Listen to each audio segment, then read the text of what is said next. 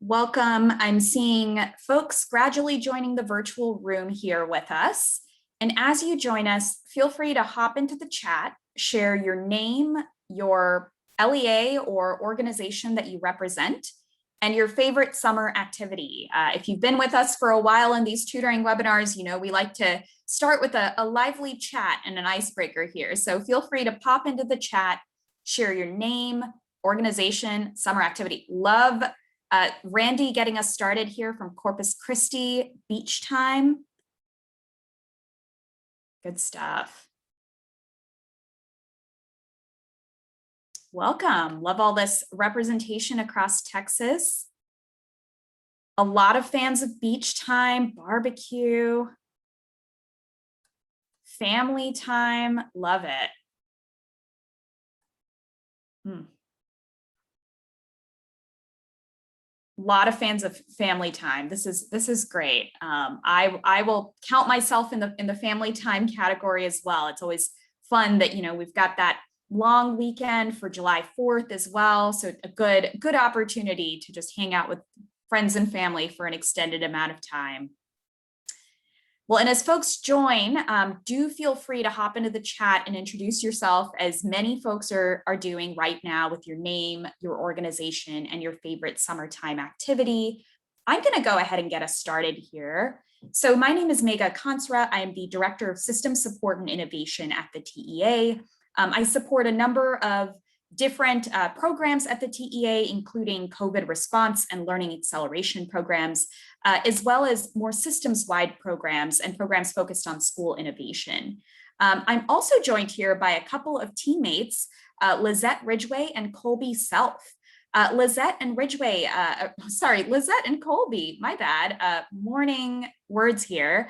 If y'all want to actually hop on and say a quick hello here as well, that would be great. Good morning, everyone. So excited to be here. I love that I'm seeing a lot of the familiar districts and a lot of familiar names. So I appreciate y'all kind of returning for webinar 3. So happy y'all are here, and I'm happy to be here. Welcome, everyone. I'm excited about today and jumping in to learn, present more about tutoring for everyone. So thank you. Wonderful. And as you can tell, we at the TEA are just excited to be building out more support internally here as well for tutoring. We are hearing the demand on the ground for strong tutoring supports to support students with learning acceleration. And so it's exciting that Lizette and Colby in particular are leading a lot of those efforts and that team. And so we're here to support you, on an ongoing basis with your tutoring needs.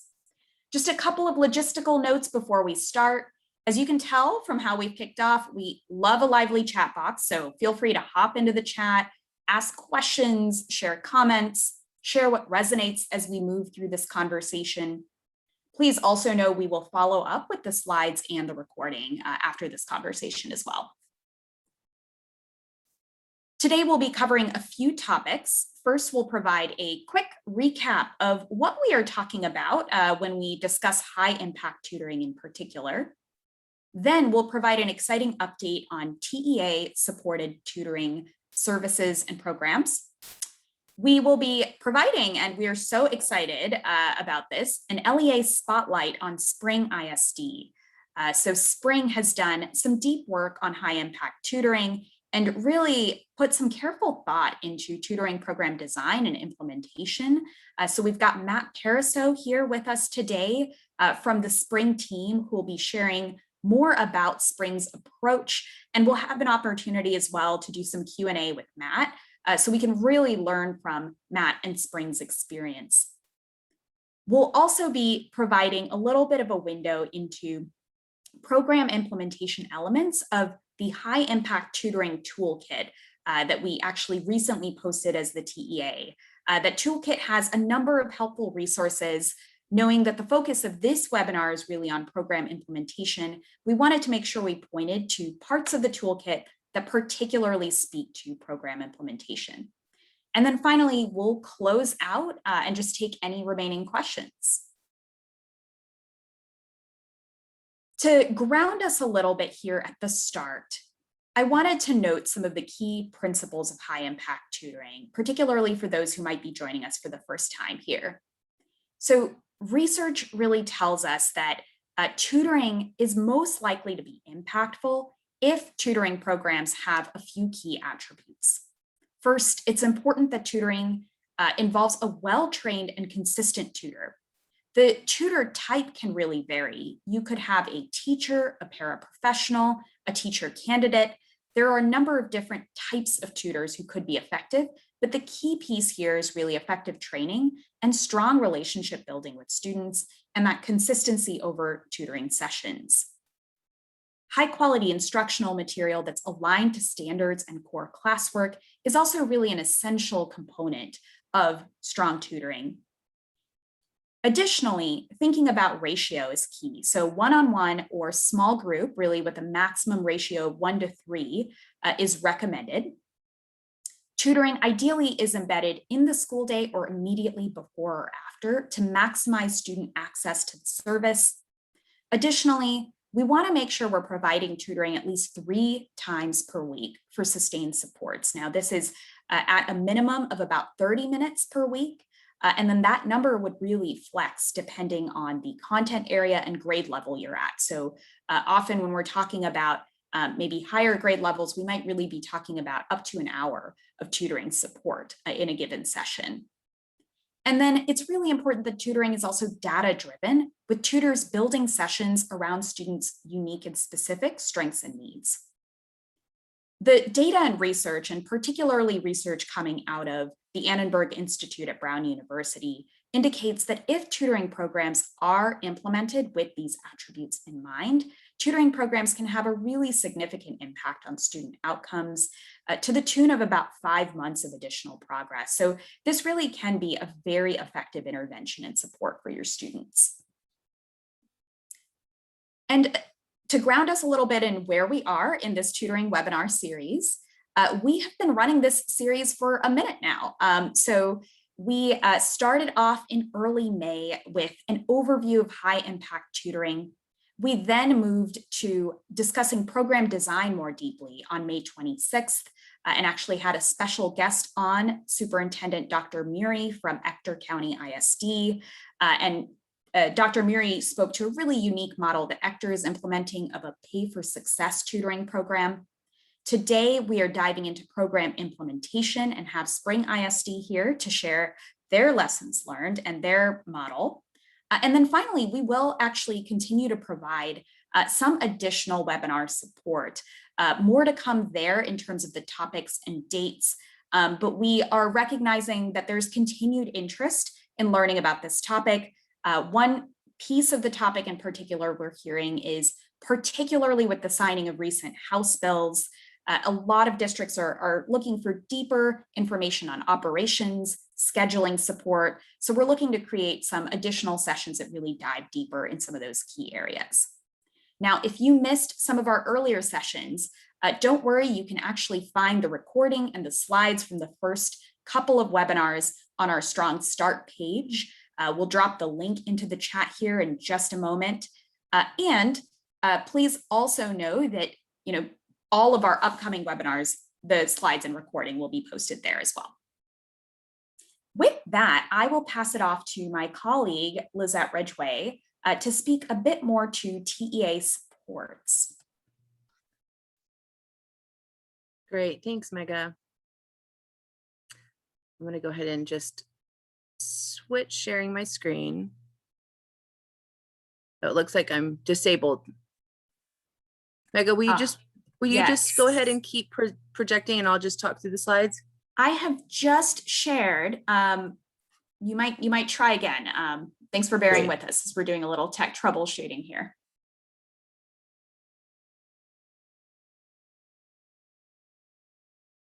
So as Mega talked about, we at TEA are also kind of doing our own development so that we can be of most help to our LEAs across the state.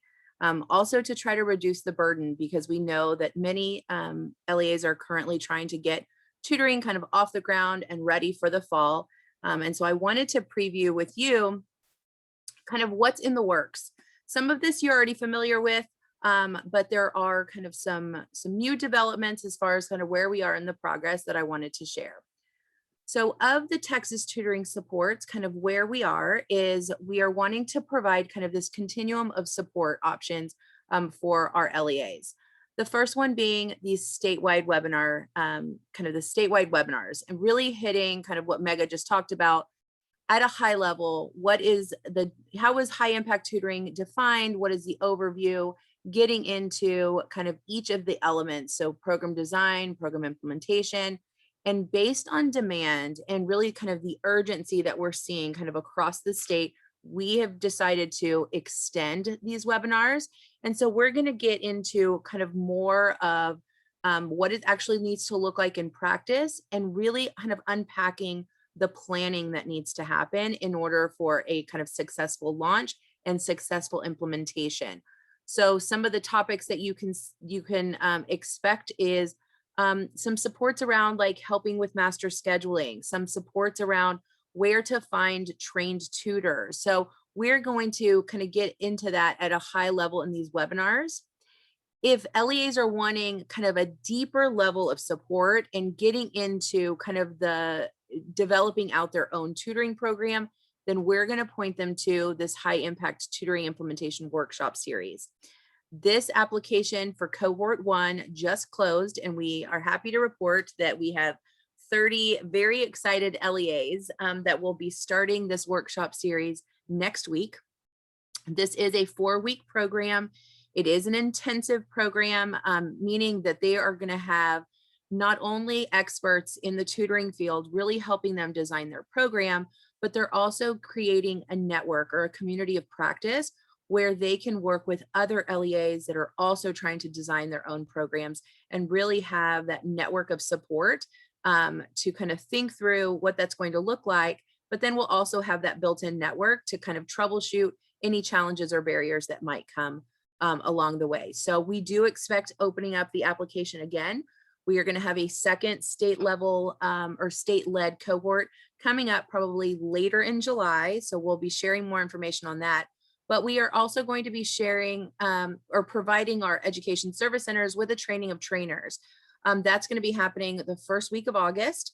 So then our regional education service centers will actually be able to provide regional cohorts that would be available kind of beginning in August, which I think is also when folks are going to be kind of refining what their tutoring supports actually look like. So it will be just in time to provide that support at the regional level. The highest level of support that we're currently working on is the Vetted Texas Tutor Core. The Vetted Texas Tutor Core really kind of encompasses all of the key aspects or key components of high quality and high impact tutoring. TEA is subsidizing the high quality instructional materials. It's going to have a platform that would be used for both delivery of tutoring in person and virtually, as well as having data reporting and data analysis functionality, which is very important when you're thinking about ensuring that you are hitting the kind of right dosage and the right frequency for students to ensure that you're getting the impact that you're seeking.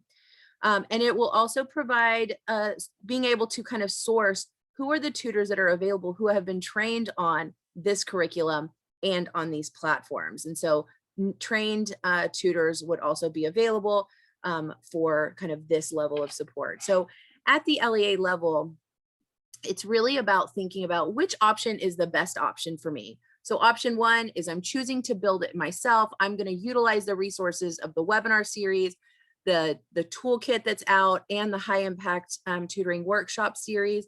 That's available now. Additional workshops, additional webinars are coming. The second path is that a pre-approved list. We expect to have a pre-approved list on our website by the end of June or the first week of July.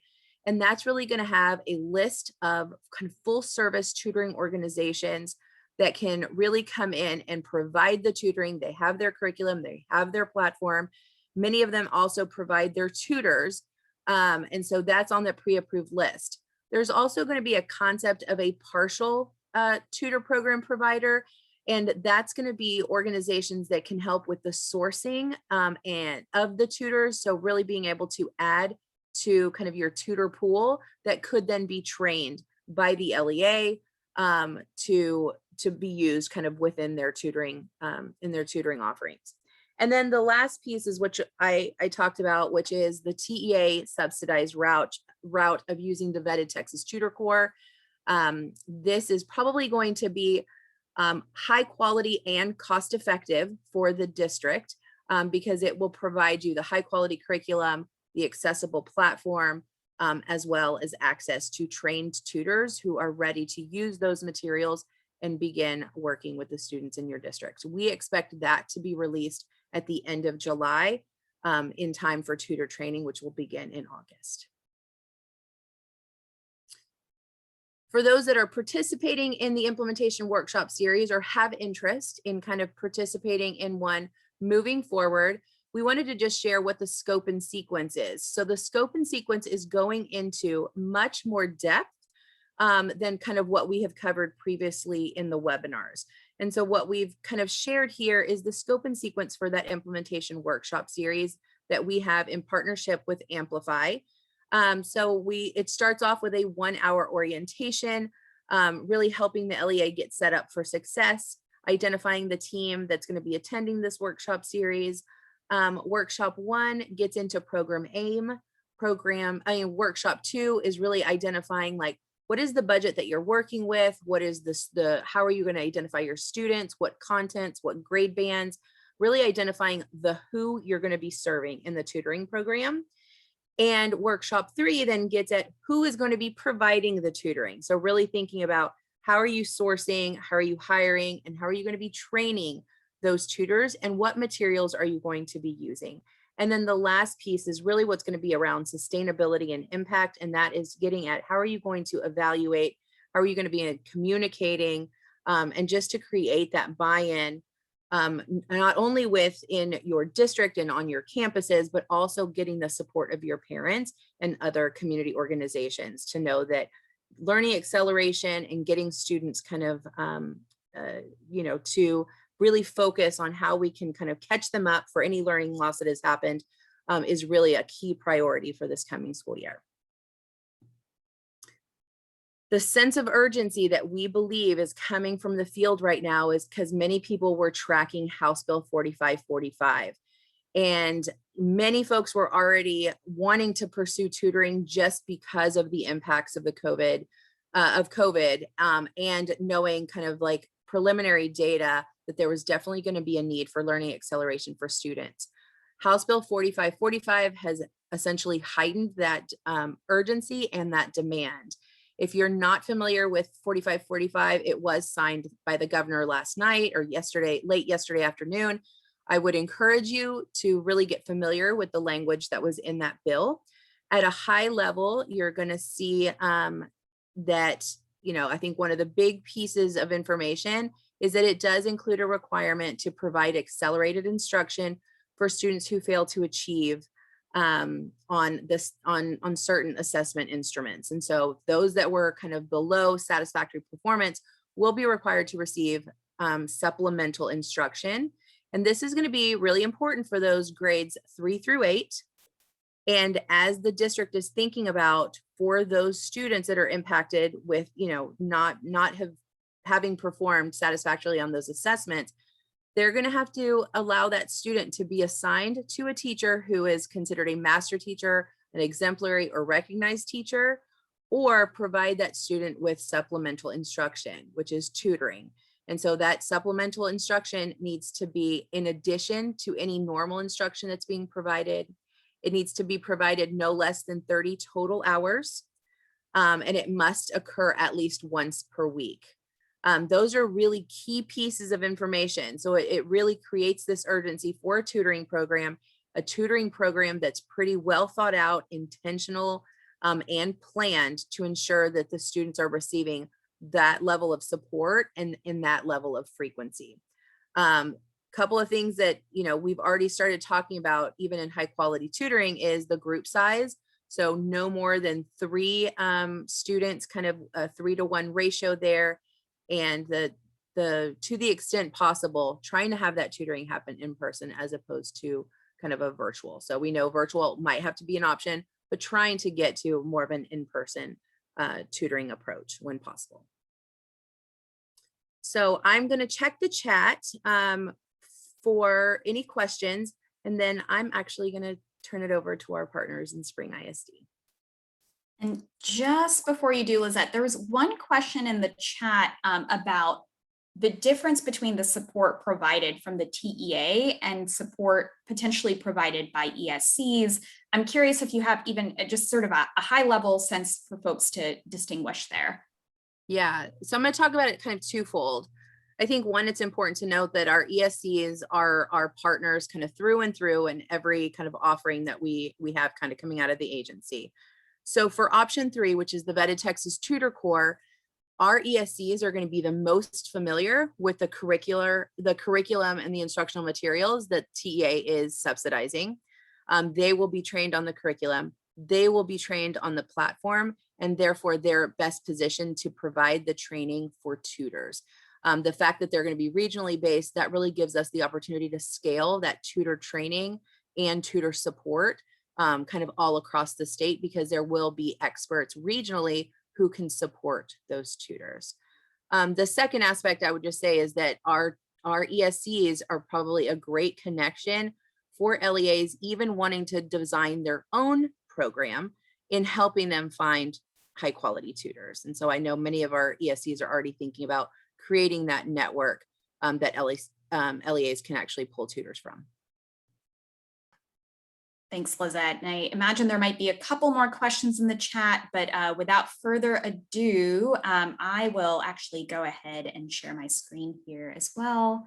And would love to start by asking Matt Pariseau, who is an assistant superintendent from Spring ISD. And I know personally from the TEA end, having had many interactions with Spring ISD, Matt is behind a lot of really cool work at Spring and a lot of major initiatives. So I'm excited to have Matt here. Matt, I wonder if you could start just by introducing yourself, your role at Spring, and then happy to just dive in from there. Absolutely. Thank you, Mega. It is an honor to be here today, so thank you for inviting us. We're very excited about the work that we've been doing, the really transformational work that has been part of our Every Child 2020 plan. And so I'm going to share some of that work that has led us to the high dosage tutoring that we implemented this year. All of that being done under the leadership from our superintendent, Dr. Rodney Watson, and our chief of equity and innovation, Dr. Lupita Hinojosa. So I want to start by looking at our instructional models. So I am the assistant superintendent over curriculum and professional development. And one of the key elements of our Every Child 2020 plan was really looking at making sure that students were having regular small group support.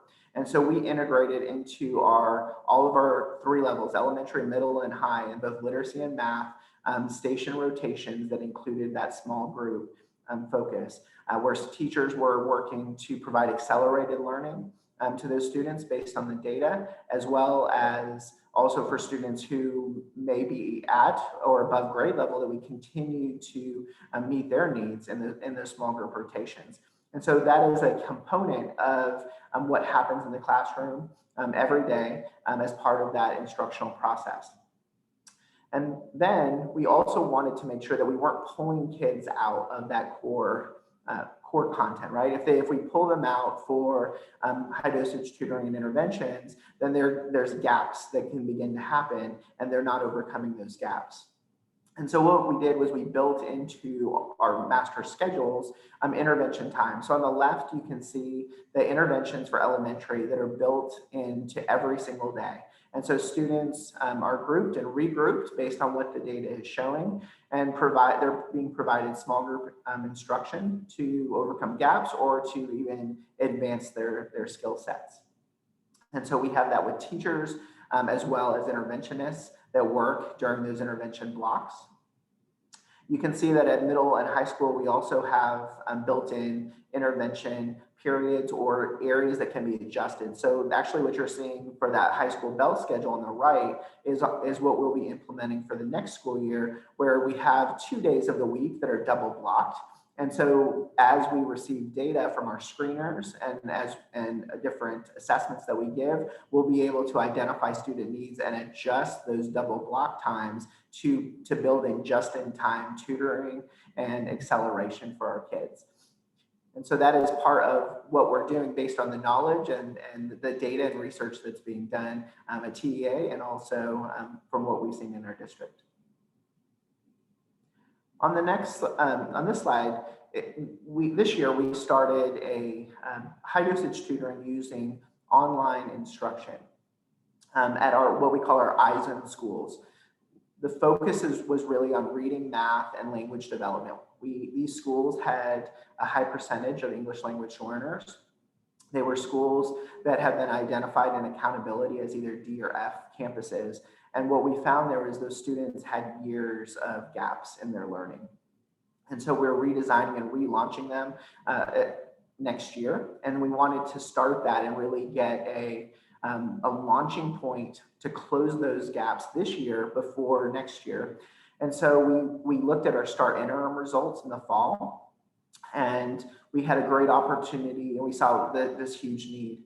We had a great opportunity from Annenberg Brown University, and I know maybe you referenced that earlier about all their research. And so they gave us a matching grant that really allowed us to even expand what we were doing. And so we focused the high dosage tutoring on these 6 redesigned schools. We looked at students specifically, were the students who are served in special education and students who are English language learners, because that's where we saw the largest gaps. We already had the tutoring built into our classroom, right? Like we looked at first. We also had it built into intervention periods. And so now looking to say, okay, how can we really close those gaps in a very short amount of time? And that was our focus, specifically at grades K through 8 on those schools. So we knew that we wanted it integrated into the school day. So we actually had a strong partnership with a vendor, Intervene, that we utilized through our 21st Century program, which is after school, and it had great results. We piloted during this last summer and had the opportunity to do that, which was all online. Like I know many of you also had your summer schools online.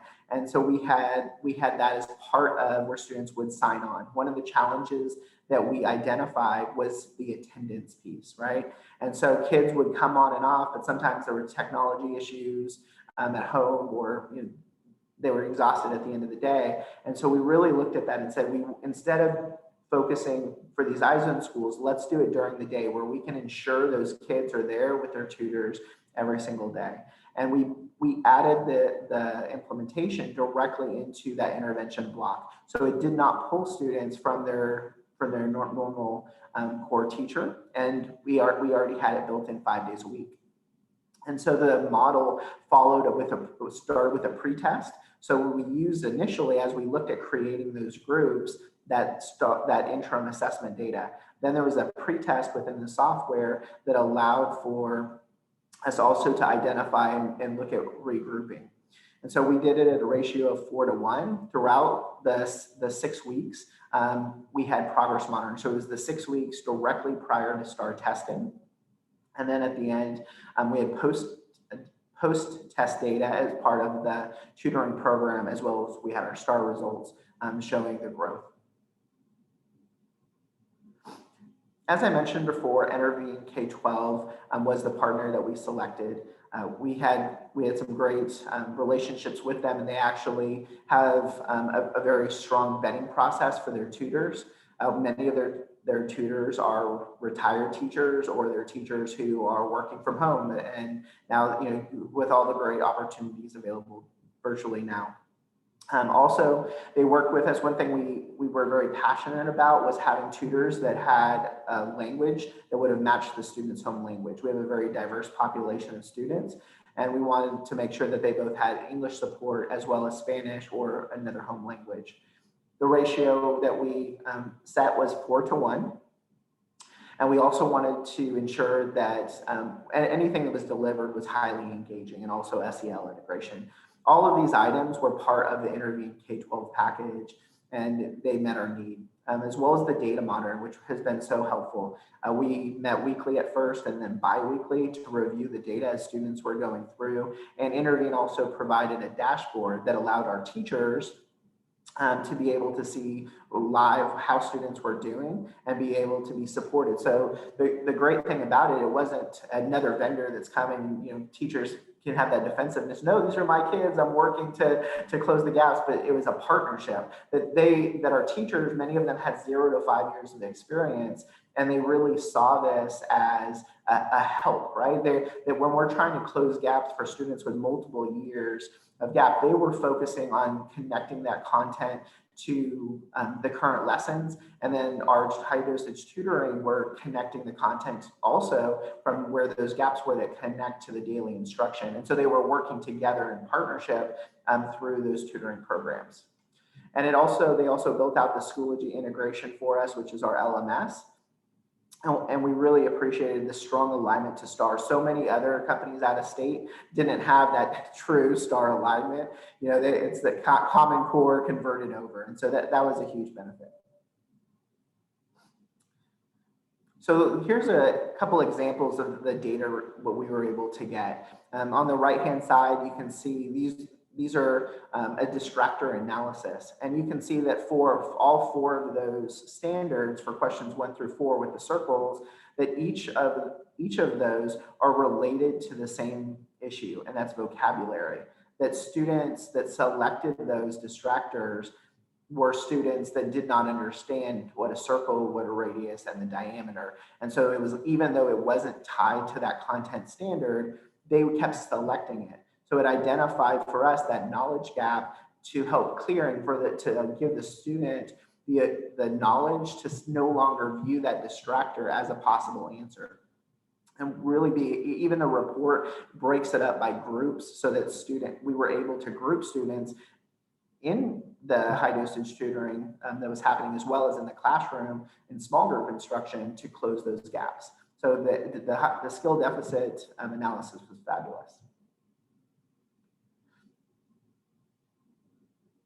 I spoke earlier about the dashboard, and so here is a visual image of what that looks like when teachers are able to go in. It's showing by standard where students are at, showing reteach, specifically giving that piece to our teachers so they knew what to work with their students on, as well as providing them very detailed information on the misconceptions.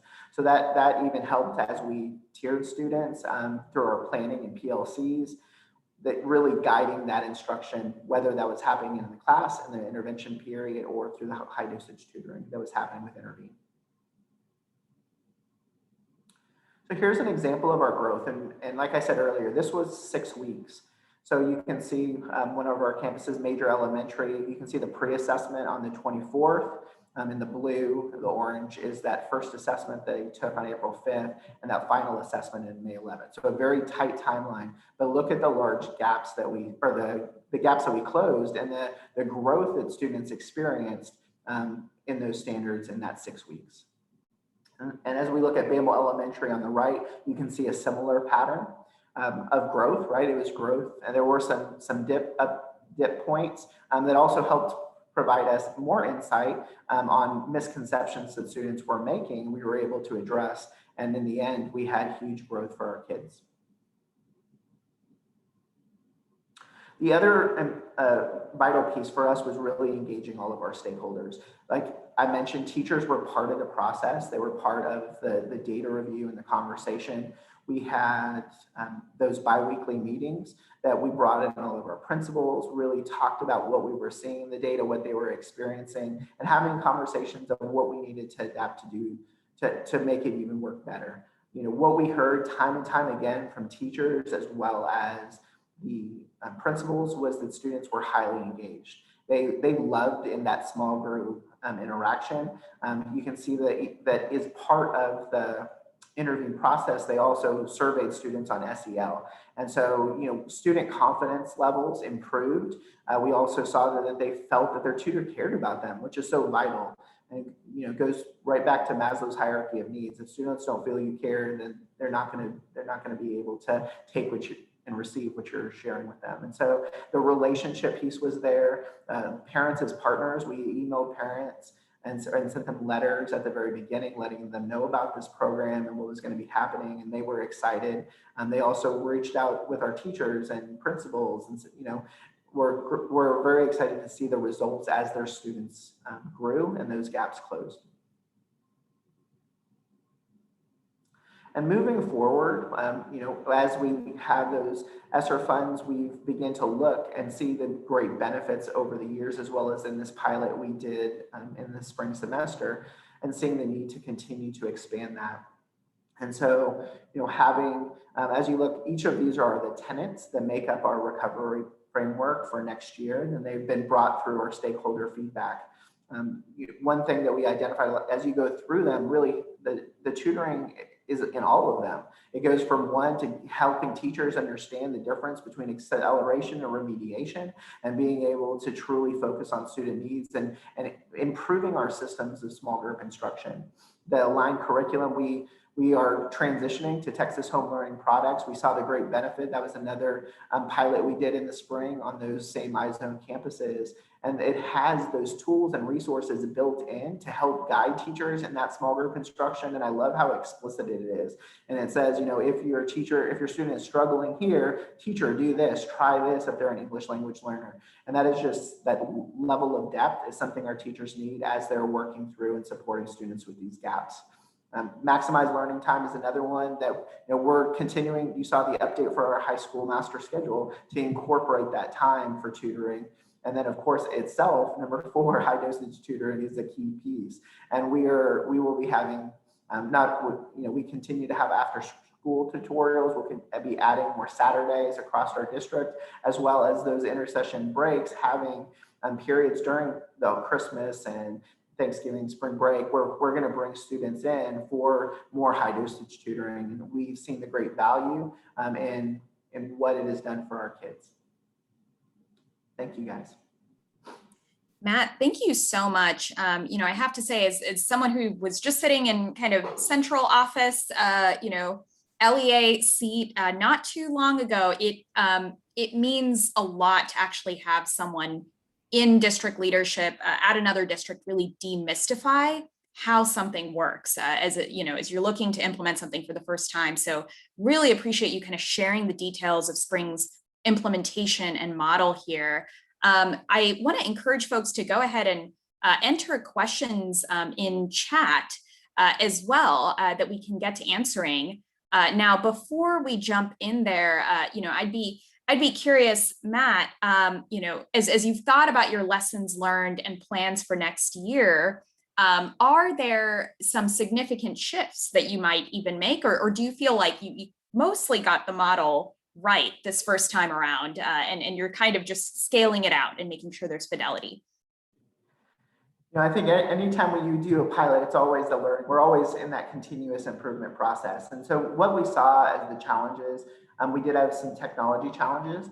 And so, working through those pieces, and a lot of it was user errors. So having that support for some of our kids, they stayed in the room with their general teacher, and they had the headphones on and they were with their tutor, so that the teacher was there to provide the support. Other of our students went into labs. So the great thing, even at 4 to 1, we could still fill a computer lab, and they're still working in small group and talking with their tutor. So in either of those settings, having people available with the technology piece, we'd have students sign into the wrong Wi-Fi network on their Chromebooks, and then it was certain elements were blocked. So early on we had those challenges, and I think that when you're starting out, make sure that you figure out all of those what if those pieces. And our technology team was great. They sent people to the sites and they were there for that first week and provided adjustments.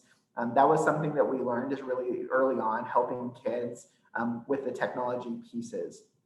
And then, things such as, making sure that you have your headphones to be able, having extras available, looking at who those individuals are. So we had a group of students we identified, and really looking at their schedules to see who we could pull. We did it mid-year. And so that became challenging to create those groups. being able to start at the beginning of the year and having those identified and having that system in place is going to be a great help. And we've learned a lot from that this year. And still utilizing the data, we'll still be able to move students in and out, but we'll have a strong system in place for those rooms and those specific tutoring times. Appreciate that, Matt. I also want to note that we happen to have Erin McLeod, the CEO of Intervene K-12, who's also on this webinar. I know I just shot Erin a question that came through on chat that Erin might be in a good place to answer on Intervene K-12's pricing of services. And of course, want to note, that is all part of the due diligence process. So appreciate folks just asking questions here on, what is the full pricing set? And I think the other question I saw here in the chat seems to be more directed to TEA. Will TEA provide software fees if that is part of the suggested curriculum? Great question. So one, I think Lizette voiced over a little bit earlier in the webinar that sort of subsidized TEA option. In that option, TEA will be providing some good coverage for some of those software fees, some of those curriculum fees as well. The other thing I want to note, and Matt spoke to this as well, but the Texas Home Learning suite of products is available for free to Texas districts. So if you wanted, you could always actually just opt into that service. We've got some of that material is actually open educational resources. So you've got kind of a lifetime license once you've gotten in there. And some of it is a limited term license, but is eligible for a number of years. And so, that's another great opportunity as well to kind of opt into the services and pick up something off the shelf. And I do wonder, Matt, if you could expound a little bit too on, I heard you mention how helpful it was to have the curriculum and the curriculum embedded components. I think I heard you mention the support for small group instruction. I would imagine curriculum-based assessments, that whole piece is really helpful, but would love to hear you just expound on, which pieces of the curriculum particularly felt supportive that you would want this group to know about, whether they opt for Texas Home Learning curriculum or are just seeking out other curriculum to meet this need. Absolutely. So, whenever you're switching curriculums, you really want to make sure that it is going to be the best move and it's meeting that all your stakeholders needs. And we reviewed Texas Home Learning curriculum, and we were so impressed. So many vendors come to us with certain products that don't have that down to the STAR test, that don't have the alignment to our teaks to the level and rigor that we want them to have. And all the products at Texas Home Learning have been reviewed vigorously by TEA and through the different committees that they have. And it was very refreshing to me to know that it wasn't just accepted. Like they sent things back to vendors multiple times to say, no, this has to be updated. This is the expectation that we have for our students.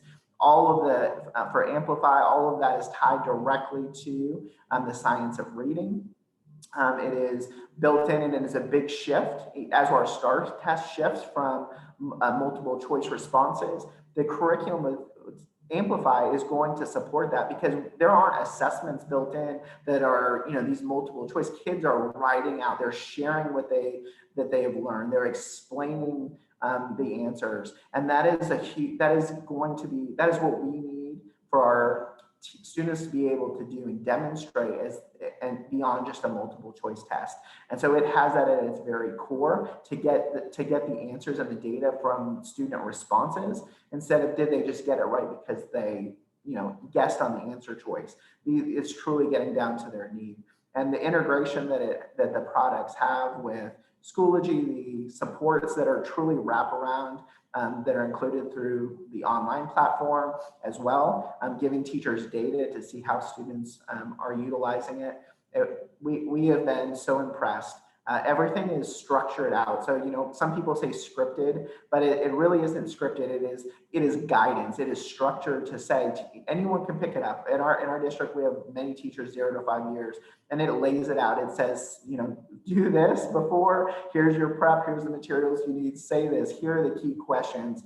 if students are struggling, do this. And even the exemplars, they're all filled out. So the teachers can look at it and they're not spending all their time lesson planning. They're able to go and take it and spend their time looking at data and planning instruction from plans that are already developed, and truly the highest quality materials that I have seen in a long time. Appreciate that, Matt. And of course, plenty of other curriculum could also meet this need, but did want to make sure you all know about this, free available option that we're also here on standby at the TEA, ready to support you with. I saw a good question also come through directed to Matt. How much oversight and monitoring is required by the campus once the program is implemented, and did it actually require any additional staffing? So it did not require additional staffing. There was that campus principals identified who the individuals would be to run those labs. So because we already had the interventions built out in our schedule, you're really just shifting students to different places. And so we had the staff to be able to move into those different environments where they became more facilitators to ensure that students were engaged, that they were all there in the room, the technology was working, and they had the materials they needed. And so that staff piece was not an issue for us at all. The principals made a lot of those decisions as far as the oversight. Principals ensured that the processes were implemented. We had regular meetings, like I said, weekly regarding the implementation, with being led by our assistant superintendent of schools. And because all of those schools fell under one assistant sup, that helped a lot as we discussed what can we shift, what can we change for the next day, for the next week. Thanks, Matt. This is really helpful. I think appreciate you patiently answering a lot of our questions as well as we look to learn from you. At this point, seeing that we've, I think, answered a good amount of questions via chat, I'll just note again that we will be posting these slides online. So, you'll have something concrete to look at in terms of a lot of what Matt talked about. Thank you so much for joining us, Matt, and walking through how you all have done this pretty sizable piece of work at Spring, and hope folks also found that supportive. Do join me in the chat in thanking Matt as well. I know it takes time to, digest lessons learned while you're also, spearheading initiatives like this at a district, and come and speak to a group. So we're really appreciative. So feel free to just hop into the chat and express some gratitude here. And as you all are doing that, I will move us to just sharing a little bit of an overview here in the last 10 or so minutes of portions of the high impact tutoring toolkit in particular that we have posted and shared as the TEA that could be valuable with a particular lens to program implementation. So the last time we spoke at our previous webinar, we really focused on parts of the tutoring toolkit that were more focused on program design. For those of you who may not have heard of us, speaking about this toolkit before, we'll drop the link into the chat now. But we have compiled, in partnership with the National Student Support Accelerator from the Annenberg Institute at Brown University, we've compiled a high impact tutoring toolkit. We've outlined a lot of foundational principles and key considerations that districts should consider when implementing a high impact tutoring program. So we've got kind of a snapshot of the table of contents here on the left-hand side of the page. So we've got background, a lot of kind of pointers on how to pull together the right team, selecting a program focus, creating the structure. So thinking about a lot of those operational components of scheduling, dosage, delivery mode, selecting tutoring providers as well. And of course, we will continue to update this toolkit over time, but wanted to share this kind of first version with all of you pretty quickly, knowing a lot of you are working over the summer to stand up tutoring programs. I think a couple of pieces I just wanted to highlight from the toolkit that are particularly relevant to implementation. First, thinking about tutor training. A few key principles that have been particularly important for tutor training has been this idea of continued training.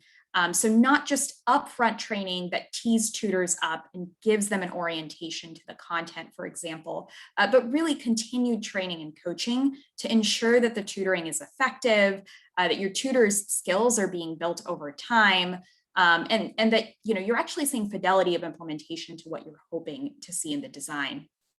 Additionally, want to note the importance of student data, that student data should really also inform that training content. And as Matt mentioned, a lot of the time, really selecting the right curriculum that can help you pinpoint the selection of the student data and student gaps.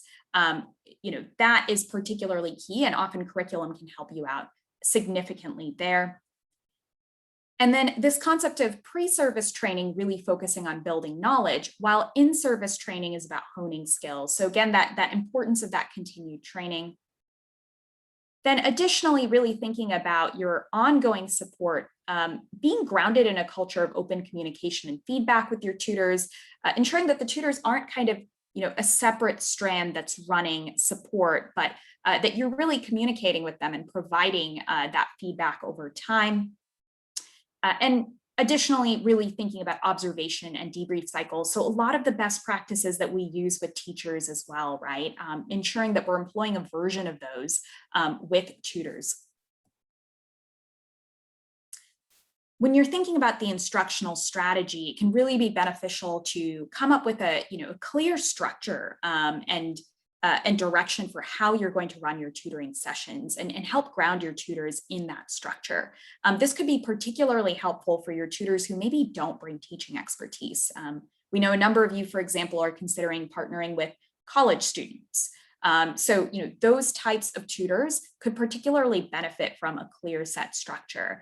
We've got a sample session structure noted here that would start with relationship building, again, really grounding in that principle of the tutor-student relationship, having a data touch point, providing a little bit of kind of framing and objective for students so they're grounded in the session's topic or focus, then doing a bit of a mini lesson and explicit modeling, and then purposeful independent practice that really provides time for multiple at-bats as well as formative assessment over time. So just something to consider, really sort of fleshing out that instructional strategy in each of your sessions. Over time, and we heard Matt really speak to this beautifully, it'll be important to really ensure that there's strong internal communication. So thinking about the district level design, translating effectively at the campus level, that the purpose, the mission, the goals of the tutoring program are clear, and that there are continued communication and collaboration channels between the district and campus levels and all key internal stakeholders. So we heard Matt mention a number of folks who might need to be engaged, from curriculum to professional development to technology to really school site team members as well, to ensure that alignment with core classroom work. And then additionally, Matt also laid out the importance of communicating with families.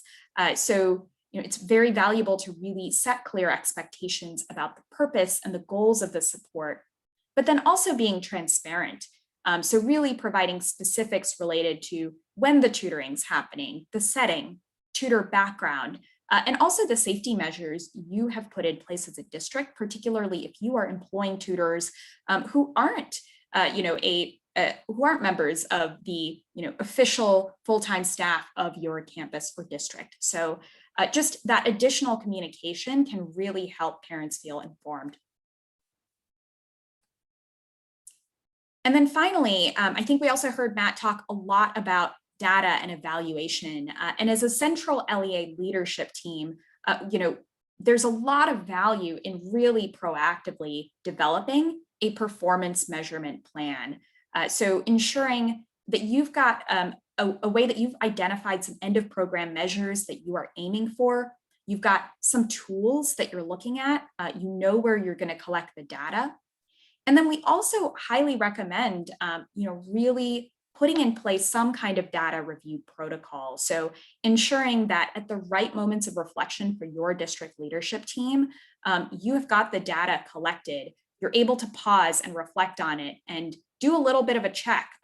Is tutoring working effectively at some campuses more so than others, in some content areas more so than others, with some tutor providers more so than others? And you can make some, quick decisions in the middle of the school year if you've proactively built out that performance measurement plan. So we do recommend taking some time to build that out. Now, with that, I am going to actually close us out and just see if there are any other remaining questions in the chat. I'm so glad to see, as I'm opening up my chat, quite a bit of good gratitude for Matt. So thank you for expressing that. And I am just seeing a couple questions that might be helpful to answer. So let's see.